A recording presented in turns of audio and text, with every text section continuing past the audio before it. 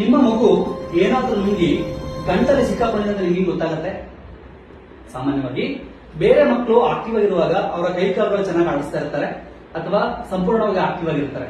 So ನಿಮ್ಮ ಮಗುವಿನ ಬಾಯಿಯ ಭಾಗ ಏನಾದ್ರು ನೀಲಿ ಬಣ್ಣ ತೆಗೆದುಕೊಂಡಿದೆ ಅಂತ ಅಂದ್ರೆ, ಅಥವಾ ಕೈಯ ಭಾಗ ನೀಲಿ ಬಣ್ಣವಾಗಿ ತೆಗೆದುಕೊಂಡಿದೆ ಅಂತ ಅಂದ್ರೆ, ಅಥವಾ ಇಡೀ ದೇಹವೇ ಸಂಪೂರ್ಣವಾಗಿ ನೀಲಿ ಬಣ್ಣ ತೆಗೆದುಕೊಂಡಿದೆ ಅಂತ ಅಂದ್ರೆ ಅವರ ಗಂಟ್ಲಲ್ಲಿ ಏನಾದ್ರು ಸಿಕ್ಕಿ ಹಾಕೊಂಡಿರಬಹುದು ಅಂತ ಅರ್ಥ.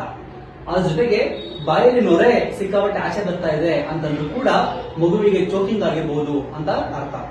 ಆತರ ಏನಾದ್ರು ಚೋಕ್ ಆಗಿತ್ತು ಅಂತ ಅಂದ್ರೆ ಏನ್ ಮಾಡ್ಬೇಕು ಅಂದ್ರೆ, ನಿಮ್ಮ ಮಗುವನ್ನ ನಿಮ್ಮ ಕೈ ಮೇಲೆ ಇಟ್ಕೊಳ್ಳಿ, ಎರಡು ಬೆರಳನ್ನ ಇಲ್ಲಿ ಗಲ್ದತ್ರ ಇಟ್ಟು ಕ್ಲೋಸ್ ಮಾಡಿ, ಬಟ್ ಕಣ್ಮೇಲೆ ಹೋಗ್ಬಾರ್ದು, ಬರೀ ಗಲ್ದತ್ರ ಮಾತ್ರ.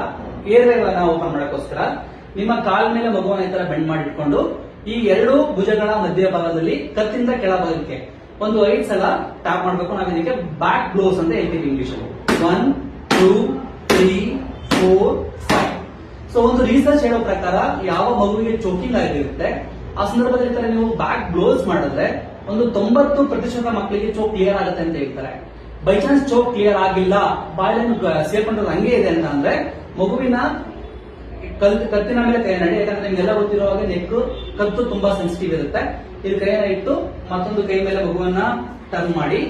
ಸೊ ನಿಮ್ಮ ಎರಡು ಬೆರಳನ್ನ ಎದೆಯ ಮಧ್ಯ ಭಾಗದಲ್ಲಿ ಇಟ್ಟು 5 ಸಲ ಕಂಪ್ರೆಸ್ ಮಾಡಬೇಕಾಗುತ್ತೆ.